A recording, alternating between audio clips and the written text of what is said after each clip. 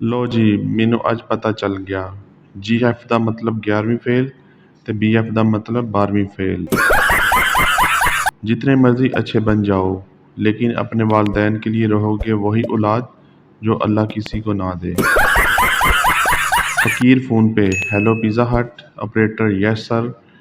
फकीर, 3 बड़े चिकन पिज़्ज़े और 1 पेप्सी भेज दो। ऑपरेटर, किसके नाम पे सर? फकीर, अल्लाह के नाम पे। मौसम ठंडा हो रहा है, एहतियात करें, ठंडा पानी ना पिएं और रात को कंबल ओढ़ कर सोएं। नमूने तो आप पहले ही हैं, कहीं आपको नमूनिया ना हो जाए। शौहर बेगम से, पत्ती नहीं मिल रही, पूरा किचन छान मारा है। बेगम, तुम मर्दों को तो कोई चीज़ भी नज़र भी नहीं आती, सब कुछ हमें बताना पड़ता है। सामने बर्तनों वाली अलमारी में मिर्च मसालों वाला खाना है। इस खाने में बिस्किटों वाला डब्बा है जिसके ऊपर नमक लिखा हुआ है, बस इसी में पत्ती पड़ी है।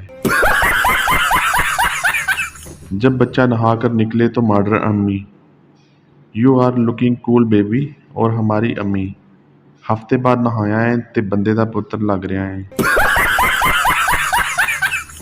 सर्दियों में इस वक्त बड़ी खुशी होती है जब आधी रात को आंख खुले और पता चले कि अभी भी और भी सोना है।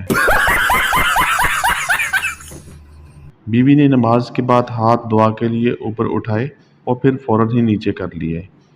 शौहर ने पूछा, दुआ क्यों नहीं मांगी? बीवी मांगने लगी थी कि मौला आपकी सारी परेशानियां दूर फरमाए, लेकिन फिर ख्याल आया कहीं मैं ही ना मर जाऊं। सर्दियों में रात 3 बजे बर्फ में पानी डालकर नहाएं तो रंग दूध जैसा सफ़ेद निकलता है। लोग कहेंगे कि क्या नूरानी चेहरा पाया है मरहूम ने। आजकल के 12 साल के बच्चों ने भी स्टेटस लगाया होता है कि मैं अपना माजी को भूल चुका हूँ। बंदा इनसे पूछे कि क्या तुम्हारी अम्मी ने फीडर में चीनी कम डाल दी थी।